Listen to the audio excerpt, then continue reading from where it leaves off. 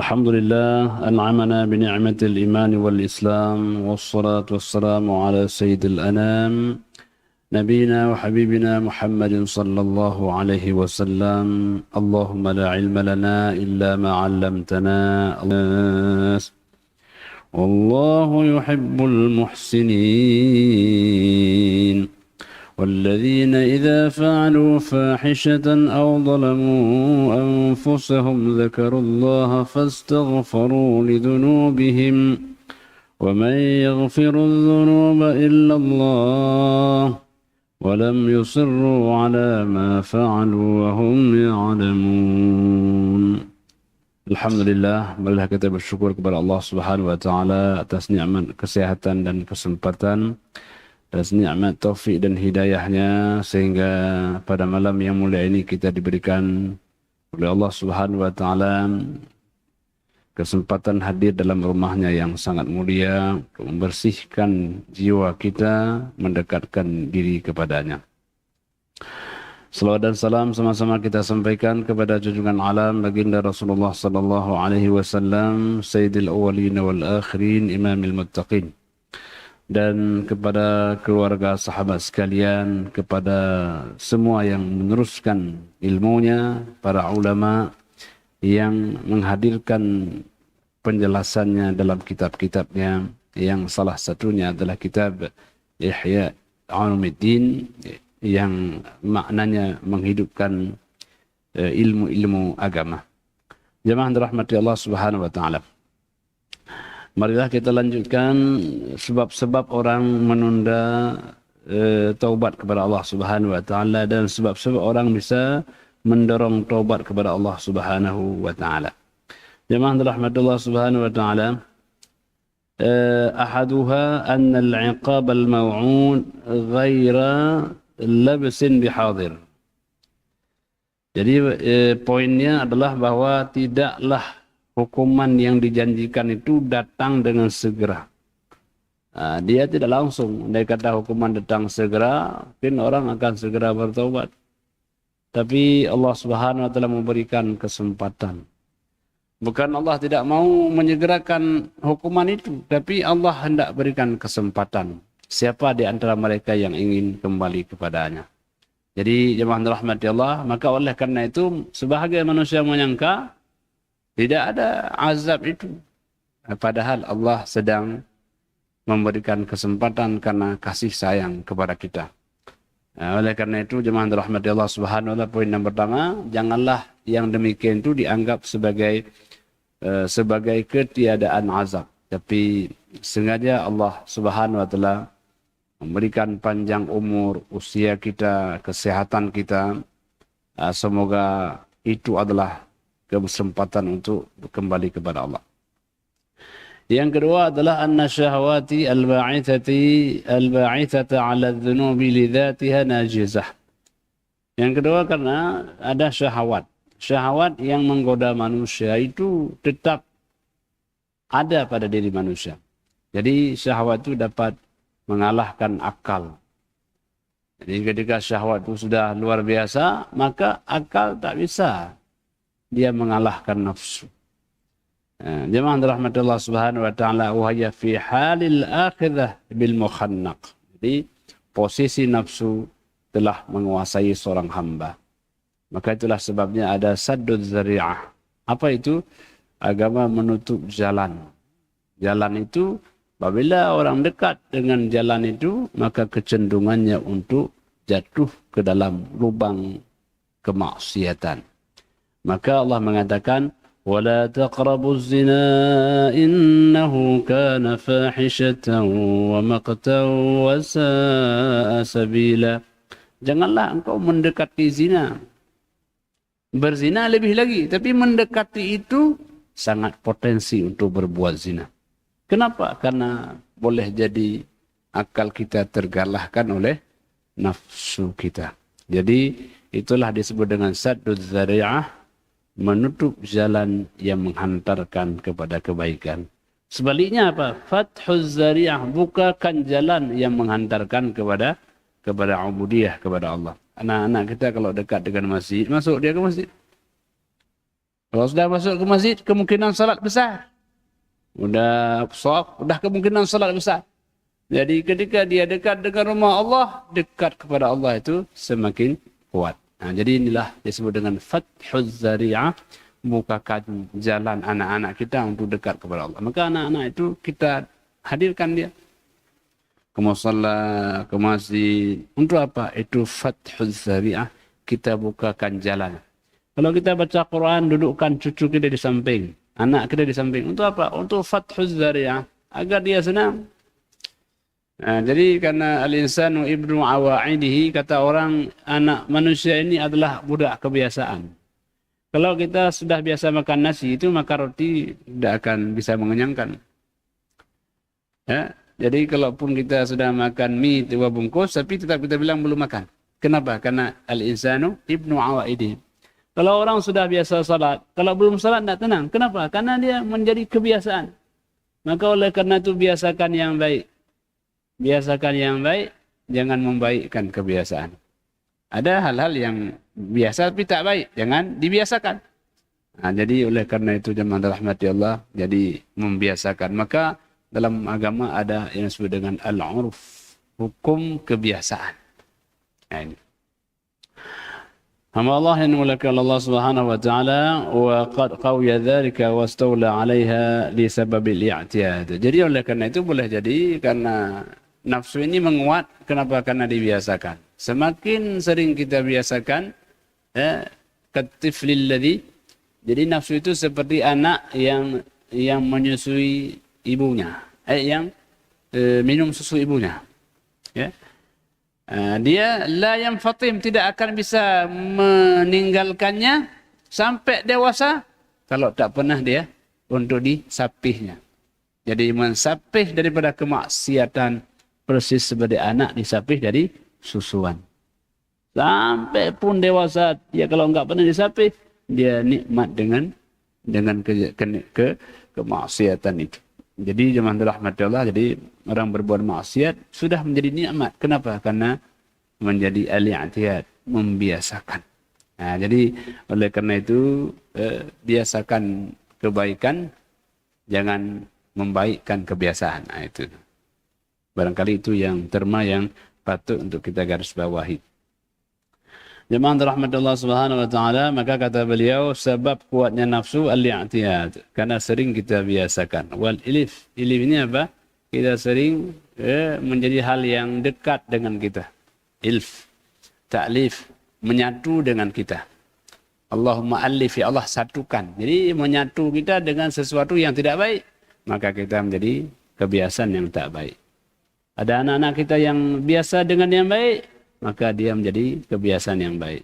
Kalau sudah jam 8, 9, salat tahajud, ternyata salat duha ya. Terbiasa. Terbiasa itu menyebabkan dia bisa menikmati kebiasaan itu. Wa al-'adah tabi'iyah khassah. Jadi al-'adah itu adalah tabi'iyah. Dia kebiasaan itu dapat menjadi tabiat. Kan ada kita bilang tabiat. Apa tabiat? Itu hal yang alamiah. Yang dikerjakan tanpa berfikir, kita bilang tabiat. Perilaku, kebiasaan, berbuat tanpa berfikir, itu namanya tabiat. Jadi karena sudah terbiasa, orang kalau makan tu tak perlu lihat pun dia makanan masuk ke mulut. Kenapa? Karena menjadi kebiasaan. Jadi sebaiknya hal-hal yang baik itu menjadi tabiat kita, menjadi kebiasaan kita. Kemudian wan nuzu'u min al-ajil khaufal ajal syadidun 'ala an-nafs. Meninggalkan hal-hal yang nikmat temporer itu susah. Untuk kita bayangkan nikmat yang lama. Kalau kamu salat nanti, nanti. Nah, dia tidak biasa dengan nanti. Kalau kamu salat nanti, saya jangan sekarang Pak. Nah, dia biasa sekarang. Kalau salat sekarang dapat apa? Anak-anak kita biasakan dengan nanti. Kalau kamu beribadat nanti, al-ajil. Jadi walaupun dia berkhidmat, dia berbuat sesuatu, dia tidak bayangkan sekarang. Dia bayangkan nanti saya akan bahagia.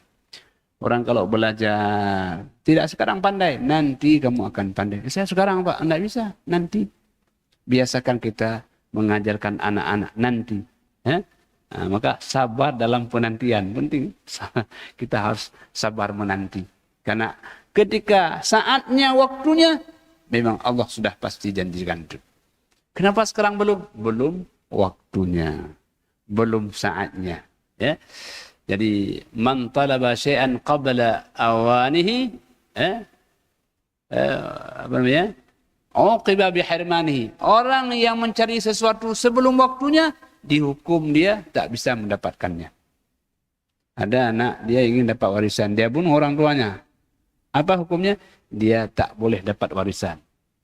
Maka setiap sesuatu ada waktunya, setiap sesuatu ada waktunya, setiap waktu ada sesuatunya. Nah, jadi begitulah kehidupan ini.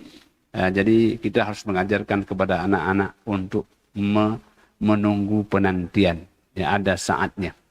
Akhirat itu nanti. Amal itu sekarang. Kita katakan, nak, kamu harus menanti balasan dari Allah Subhanahu wa taala. Maka Allah mengatakan, bal tu'thiruna al-hayata ad-dunya wal akhiratu khairun wa abqa. Inna hadza la fi as-suhufil ula, suhufi Ibrahim wa Musa. Tapi ceritanya bagaimana? Manusia pasti dia ingin yang cepat, yang sekarang, yang dunia, ingin cepat. Padahal dia tahu, dia tahu bahwa apa? Akhirat itu lebih baik, lebih abadi. Tapi dia tak mampu menunggu penantian. Nah, maka sering kita ingin manusia kan diciptakan dengan buru-buru. Belum makan sudah harus kenyang. Belum belajar harus sudah selesai. Belum mencari sudah harus kaya. Tidak bisa. Kita harus ada program, lalu jalankan proses, lalu nanti baru hasil, baru kita nikmati. Jadi ada tangga-tangga kehidupan. Jangan loncat, patah kakinya. Dia ada tangga-tangga kehidupan. Ada masa kanak-kanak, ada masa remaja, ada masa dewasa, ada masa tua. Itu semua tidak boleh anak-anak langsung loncat ke tua, tidak bisa. Ya mesti ada tangga-tangga. Berjalanlah sesuai tangga, itulah tabiat dan fitrah kehidupan manusia. Nah, jadi kenapa orang tidak berhasil? Karena tak mau melewati tangga-tangga. Ingin cepat kaya, tidak bisa. Akan berbuat sesuatu yang tidak baik. Ingin cepat pandai, tidak bisa. Nah, maka manusia sering tidak mau bersabar. Nah, makanya as-sabru yu'inu ala kulli amalin. Sabar ini membantu keberhasilan. Dalam semua proses kehidupan, kita butuh sabar. Makan pun kan sabar. Satu suap, dua, enggak bisa langsung bering, langsung sore masuk. Tidak bisa. Itu berbahaya, dokter ya. Berbahaya. Dia harus pelan-pelan. Jadi ini maknanya apa? Kita sering melupakan proses. Kita sering bicara hasil. Agama enggak. Agama katakan, kamu jalani proses. Hasil itu Allah yang tanggung.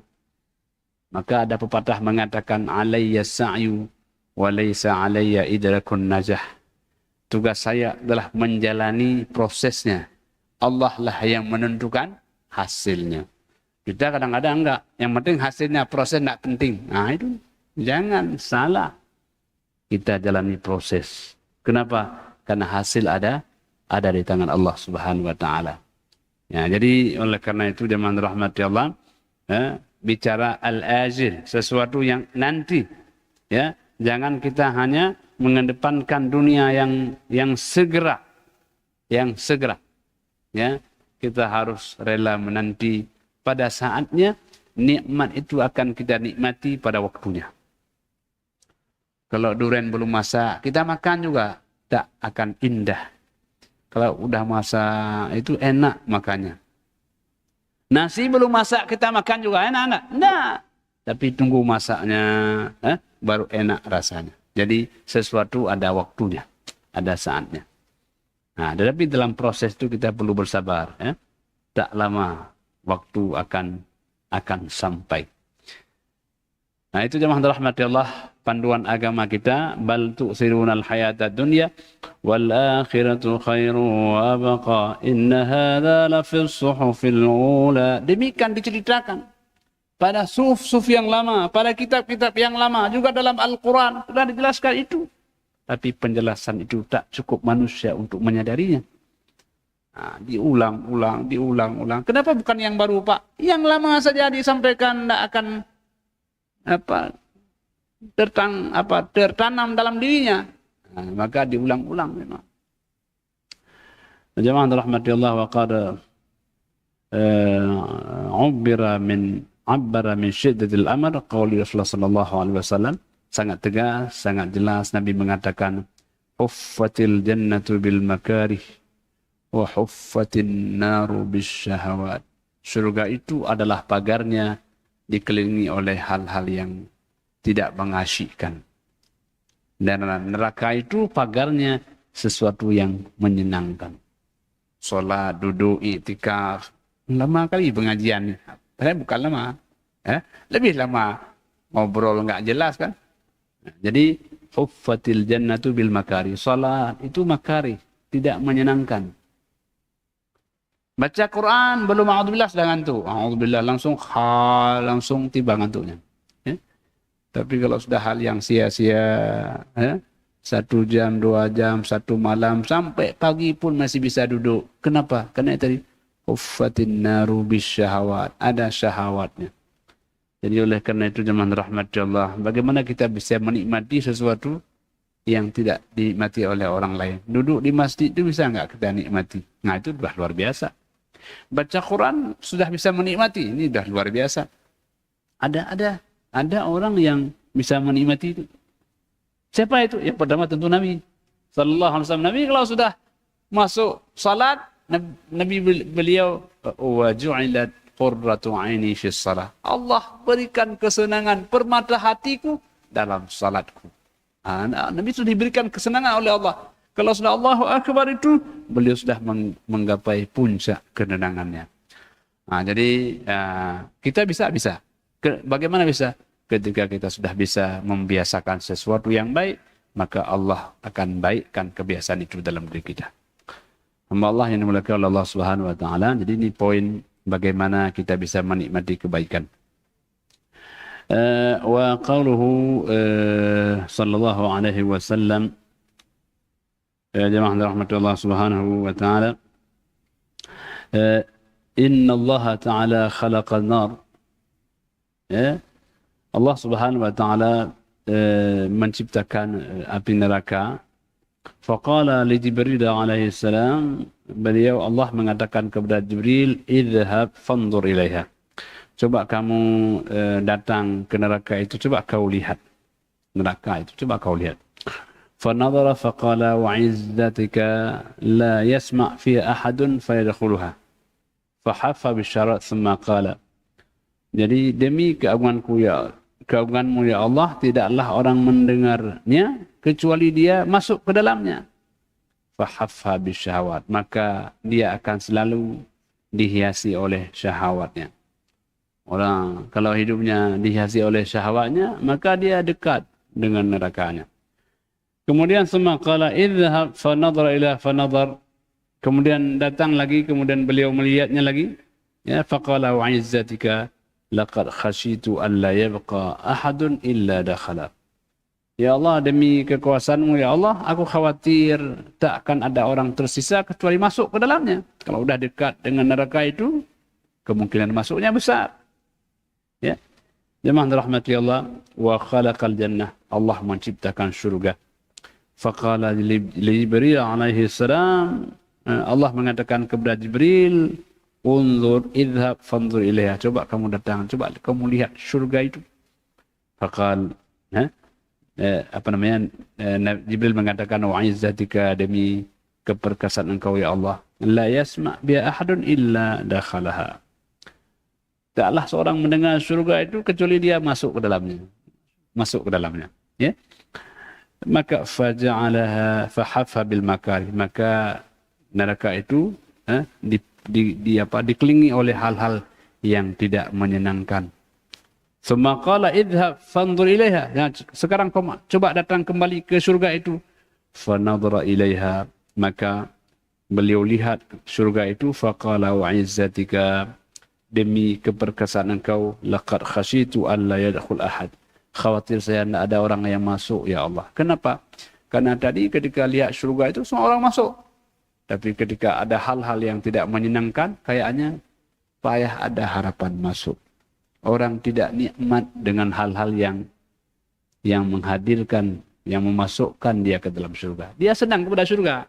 Tapi faktor yang memasukkan ke surga tidak senang. Nah, dia tidak senang masuk neraka. Tapi faktor yang mendorong ke neraka dia senang. Nah, itu persoalannya. Kalau ditanya umpamanya, Bapak mau masuk neraka? Oh enggak. Nah, tetapi faktor yang mendorong ke neraka itu kok senang. Nah, itulah antagonisnya. Ya. Nah, orang senang masuk surga, tapi faktor yang mendorong ke surga itu tidak senang. Nah, jadi oleh karena itu, jangan hanya senang ke surga, tapi senangilah hal-hal yang menghantarkan kita ke surga. Apa hal-hal yang menghantarkan ke surga? Al-makari, sesuatu yang seakan-akan tidak menyenangkan. Itulah sebabnya jemaah rahmati Allah, kenapa Allah mengatakan wa idza quri'al qur'anu fasta'iz billahi minasy syaithanir rajim. Bila dibacakan Al-Qur'an, maka bacalah a'udzubillah. Kenapa? Karena kalau sudah mau baca Qur'an, ada saja godaan. Ada saja tantangan, ada saja ketidaknyamanan. Nah, makanya jemaah rahmati Allah, kita ketika hendak salat, kita baca doa. A'udzubika min hamadatis syaitan wa a'udzubika rabbi yahdurun. Ya Allah, aku berlindung kepada Engkau dari godaan syaitan. Ya Allah, aku mohon kepada Engkau agar dia tidak datang mengganggu salatku. Kenapa? Kalau orang sudah Allahu Akbar salat, ada saja gangguan. Ya, yang tadi enggak terfikir, dia terfikir waktu salat. Yang tadi lupa, dia pasti ingat waktu salat. Ya, yang tadi senang, sedih waktu salat. Jadi, jemaah rahmati Allah, begitulah konteks bahwa dalam hal-hal kebaikan itu kita butuh bantuan Allah Subhanahu wa ta'ala. Allahumma a'inni ala dzikrika wa syukrika wa husni ibadatik. Udah mau dekat ke masjid tak jadi. Allah tak jadilah, besok lagi. Nah, jadi oleh karena itu kita butuh mohon bantuan Allah Subhanahu wa ta'ala. Hamba Allah yang dimuliakan Allah Subhanahu wa ta'ala. Ya, jadi ini poin yang kedua. Yang ketiga, ats-tsalitsu annahu ma mata min muznibin mu'minin illa wa huwa fil ghalib azimun ala at-taubati wa takbiris sayyiati bil hasanat. Orang yang meninggal, orang yang beriman, yang berdosa, ketika dia meninggal, apa yang ada dalam hatinya? Dia kepingin sekali agar dapat kesempatan untuk bertaubat. Orang beriman, berdosa. Ketika dia meninggal, apa yang paling terfikir sama dia? Ya Allah, kalau ada waktu barang satu hari lagi, saya kepingin ingin bertaubat. Ya Allah, dia sangat mengharapkan ingin bertaubat. Tapi kapan? Ketika ajal sudah hendak menjemput nyawa. Ini. Jadi, ini wa takfiris sayyiat bil hasanat. Dia ingin memperbanyak kebaikan untuk menghapuskan kejahatan. Wa qad wa'ada bi anna dzalika yajburuhu illa anna tulal amal ghalib ala attiba. Kenapa tidak bisa bertobat sebelumnya? Karena manusia ada satu penyakit apa? Hubbud dunia, ya, wa karahiyatul maut. Yang pertama cinta dunia dan takut mati. Yang kedua apa? Tulul amal, panjang angan-angan. Angan-angan, kalau angan-angan dunia ini seakan-akan tak meninggal lagi. Nah, jadi tulul amal. Kalau orang yang beriman, amalnya apa? Amal alladhi yahmil ila amal. Cita-cita yang bisa menghadirkan amal. Jadi kalau dia bercerita ingin sesuatu, dia ingin bikin rumah, ingin rumahnya diwakafkan. Boleh, silahkan, bagus. Amal, tapi setelah amal adalah amal. Angan yang berujung kepada amal. Yang enggak boleh kita amal, angan-angan untuk kenikmatan dunia. Karena semakin lama kita hidup, semakin ditarik nikmat dunia itu. Betul ya? Dulu makannya 2 piring enak, tapi kalau sudah kita usia panjang, 1 piring tidak habis.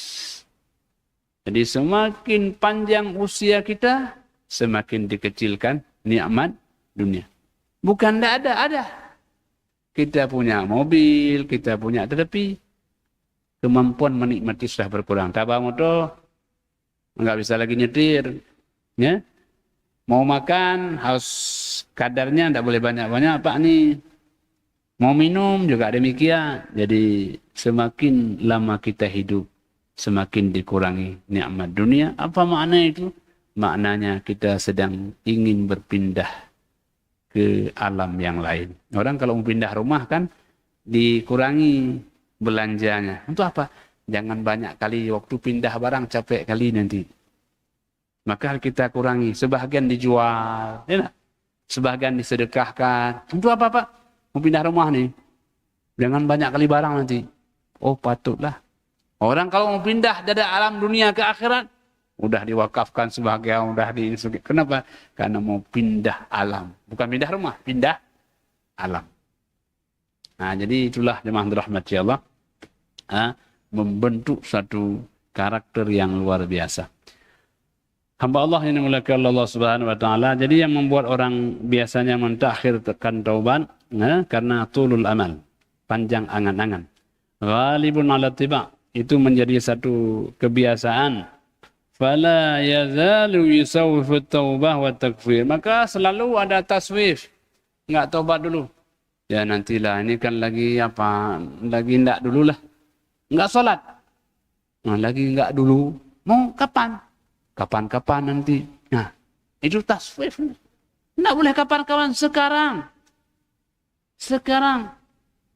Nah, jadi oleh karena itu pada suatu hari Baginda sallallahu alaihi wasallam keluar dari masjid salat asar, buru-buru beliau.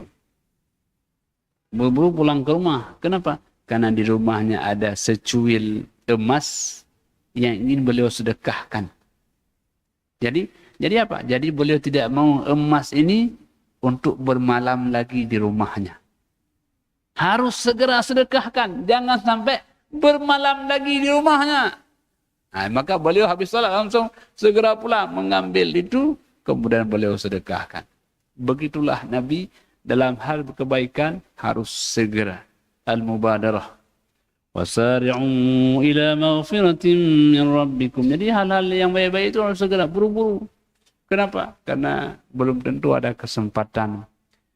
Kalau kita bilang besok, kalau nanti meninggal, nggak ada lagi besok. Ya, besok itu bagi orang yang masih hidup. Adakah jaminan hidup bagi orang yang hidup sekarang? Tidak. Nah, karena tidak, maka segeralah. Maka kalimah Al-Quran itu. وَفِي ذَلِكَ فَلْيَتَنَافَسِ الْمُتَنَافِسُونَ. Yang demikian hendaklah berlomba-lomba. Yang demikianlah hendaklah segera. Jangan ditunda. Nah, jadi dalam agama kita tidak dianjurkan kita menunda amal.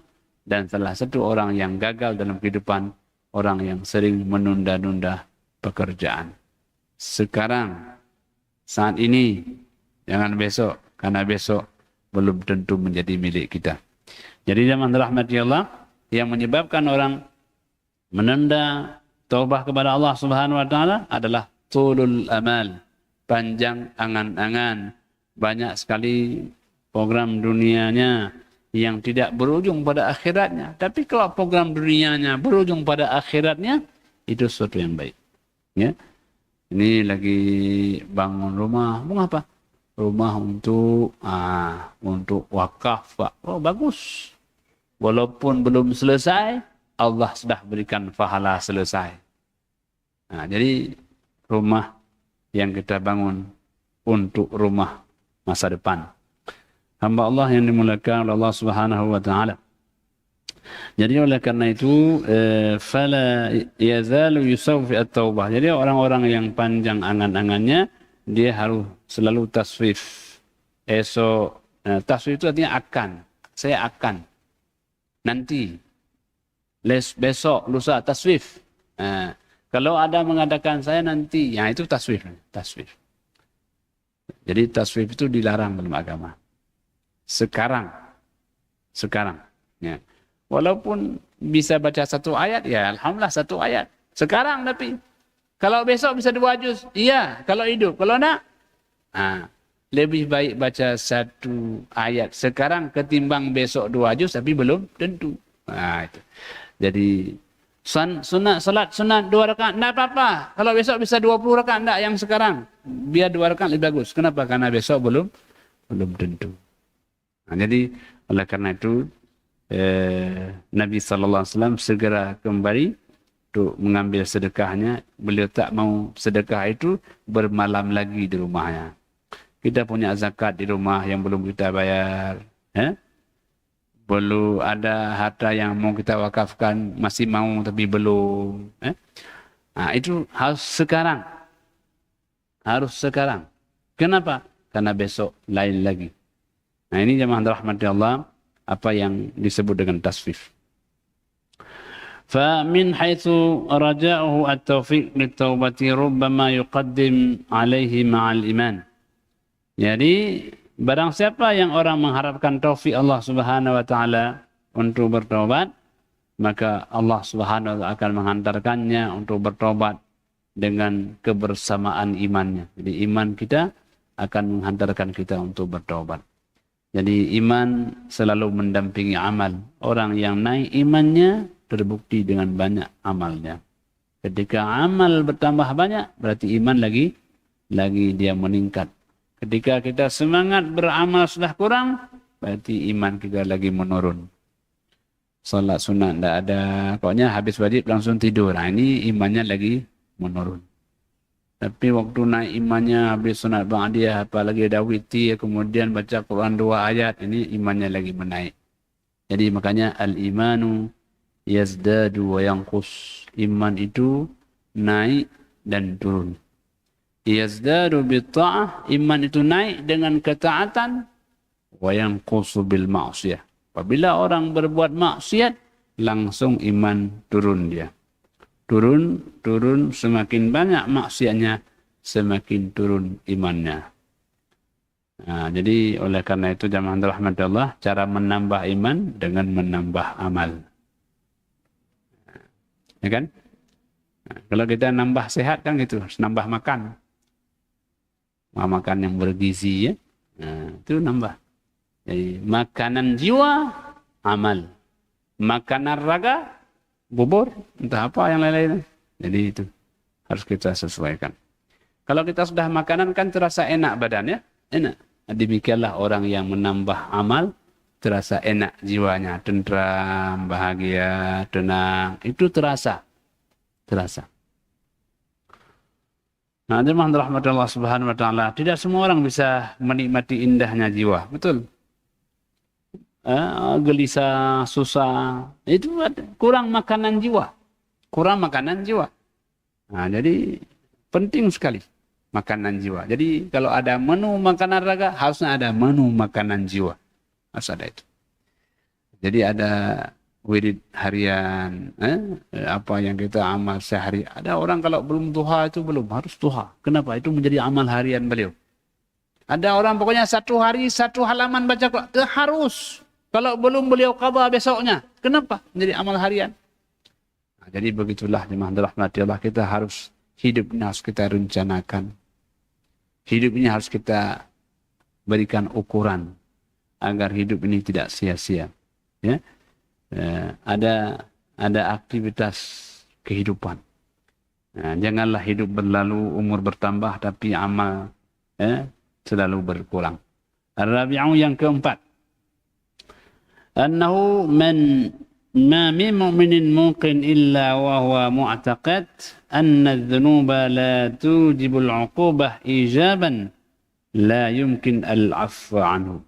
Bila ada orang yang beriman kemudian meyakini bahwa dosa itu tidak mesti dihukum oleh Allah Subhanahu wa taala, maka keyakinan seperti itu boleh jadi tidak mendapatkan ampunan. Dosa itu berkonsekuensi untuk dihukum. Setiap ada kesalahan, konsekuensi mendapatkan hukuman. Nah, itu konsekuensinya. Maka kalau orang sudah meyakini seperti itu, maka dia terdorong untuk bertobat. Tidak ada dosa kecuali potensi untuk dapatkan hukuman. Maka dalam konteks hari akhirat kelak ada namanya rahmat, ada namanya al-adalah. Allah berikan surga kepada orang yang beriman karena rahmatnya. Allah masukkan orang maksiat ke dalam neraka karena adalahnya. Bagaimana maknanya? Maknanya orang tidak bisa masuk surga karena amalnya. Karena harga surga tidak bisa dibayar dengan amal kita. Tak sanggup. Karena surga ini di luar kenikmatan duniawi. Apapun nikmat kita tidak akan senilai dengan setetes nikmat surga. Mau pakai apa bayarnya? Amal kita tidak sanggup. Kata Allah, tidak apa-apa. Memang kamu tak bisa beli dengan amalmu. Aku masuk surga, masukkan kamu dalam surga dengan rahmatku kepadamu. Jadi kita masuk surga dengan rahmat Allah. Tapi ya Allah, kenapa ada neraka sebagai bukti keadilan? Ya, kalau orang berbuat maksiat masuk surga juga, kata orang yang berbuat taat, nah kalau begitu ngapain kita buat taat? Ya kan? Jadi ketika Allah masukkan orang ke neraka semata-mata karena keadilannya. Satu berbuat salah, nilainya 1 dosanya. Tapi 1 berbuat baik, 10 pahalanya sampai 600. Allahu yudha'ifu liman yasha. Allah masih melipat gandakan. Ya? Melipat gandakan itu sebagai wujud makna rahmat tadi. Bagaimana kita bisa logikakan rahmat itu? Kalau kita sayang kepada anak, ya kan? Nak, tolong beli garam sebentar. Dia beli garam. Ya. Lalu waktu dia balik, nak, ini ini kasih uang 100.000 untuk dia. Apakah 100.000 itu ongkos beli garam? Nah, ini garam 5.000 aja ongkosnya kan? Kenapa kok dikasih 100.000? Saya sayang akan kepatuhannya. Yang saya nilai bukan kerja dia, tapi saya sayang akan kepatuhannya, ketaatannya itu yang membuat saya berikan dia nilai 100.000. Jadi Allah sayang karena kepatuhan kita. Sami'na wa ta'na ghufranaka rabbana wa ilaikal masir. Ya Allah, saya pokoknya apapun yang kau suruh ya Allah, siap mengerjakan. Nah, kata-kata siap itu membuat Allah merahmati seorang hamba. Jadi oleh karena itu jemaah dirahmati Allah, Ibrahim alaihissalam ketika mengatakan inni ara fil manami anni azbahuk fanzur madza tara. Kata Ibrahim, anakku, aku melihat dalam mimpiku aku menyembelihmu. Apa kata anaknya Ismail? Wahai ayahku, apa namanya? Qala ya abati fa'al ma tu'mar satajiduni insya'allahu minas sabirin. Ayahku, kalau itu sudah menjadi perintah, kerjakan. Jadi kepatuhan Ibrahim dan kepatuhan Ismail Allah sayang luar biasa, sehingga ketika mereka mengerjakannya, yang disembelih bukan Ismail apa juga, yang disembelih adalah seekor kibas. Jadi tadi hanya sebagai ujian saja. Allah tahu bagaimana sayang Ibrahim kepada Ismail. Karena Allah tahu itu, tapi karena kepatuhannya kepada Allah, Allah gantikan yang Ismail digantikan oleh seekor kibas. Nah, demikian pula Allah uji kita dengan sedikit harta. Allah Maha Kaya, untuk apa harta kita? Harta kita pun milik Allah, kan begitu. Allah uji mampu, dia enggak keluarkan sedikit. Nah, ketika kita keluarkan, belum lagi kita keluarkan, Allah sudah tambah lewat cara jalan yang lain. Jadi yang tadi hanya sekedar ujian, Allah hendak mengetes Ini kira-kira setia anda ya. Kita tes. Kita tes. Jadi jamaah rahmatullah subhanahu wa ta'ala, ketika orang tua mengetes anaknya, nak, beli nasi dong untuk ayah sebungkus. Allah tahu. Ya. Orang tua ada uang. Tapi hendak melihat sejauh mana kepatuhan anak akan ayahnya. Ketika dia beliau akan, nak, ini ada uang 200.000 untuk kamu.